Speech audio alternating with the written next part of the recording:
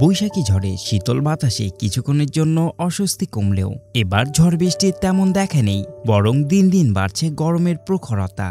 দিনের বেলা রোদের খরতাপ এতই তীব্র যে বাইরে বের হওয়াই মুশকিল। এই উত্তপ্ত আবহাওয়ায় আরামদায়ক পোশাক ছাড়া উপায় নেই।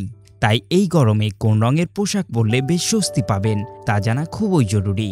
শুনতে কিছুটা উদ্ভট মনে হলেও তাপ নিয়ন্ত্রণে রঙিন পোশাকের বেশ ভূমিকা রয়েছে। বিশেষ করে রোদের কারণে তাপমাত্রা বাড়ে এবং কমে। অনেকেই বিষয়টিকে গুরুত্ব দিয়ে বিবেচনা করে না, ফলে বাইরে বের হলে গরমে অস্বস্তিতে পড়তে হয়।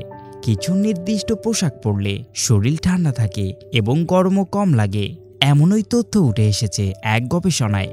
জাপানের national institute for environment studies 2019 সালের জুন মাসে একটি গবেষণা করে। এতে দেখা গেছে হালকা রঙের পোশাক ছাড়াও উজ্জ্বল রঙের পোশাকেও শরীর তুলনামূলক ঠান্ডা থাকে। জাপানি বিজ্ঞানীরা গ্রীষ্মের সূর্যের প্রখরতায় ভিন্ন ভিন্ন রঙের 9টি পোলো শার্ট পরা ম্যানিকুইন রাখেন। সাদা, কালো, লাল, কমলা, হলুদ, সবুজ, বেগুনি, নীল ও গোলাপি রঙের পোলো শার্টগুলো কতটা তাপ ধরে রাখে তা জানার জন্য 5 মিনিটের জন্য সূর্যের আলোতে রাখা হয়েছিল। কাপড়ের উপরিভাগ ও ম্যানিকুইনের তাপমাত্রা পরিমাপ করে দেখা হয়। দেখা গেছে সাদা শার্ট পরিহিত ম্যানিকুইন সবচেয়ে বেশি ঠান্ডা ছিল। তারপর হলুদ শার্ট, 2 শার্টের পৃষ্ঠের তাপমাত্রা ছিল প্রায় 30 ডিগ্রি সেলসিয়াস। এরপর তুলনামূলক ঠান্ডা ছিল হালকা ধূসর এবং লাল টি শার্ট, আর মধ্যম রঙের পোশাক বেগুনি, নীল ও সবুজ শার্ট তাপমাত্রা শোষণে মাঝারি ভূমিকা রাখে। তাপমাত্রার দিক থেকে এই পোশাকগুলো মোটামুটি স্বাভাবিক অনুভূতি দেয়।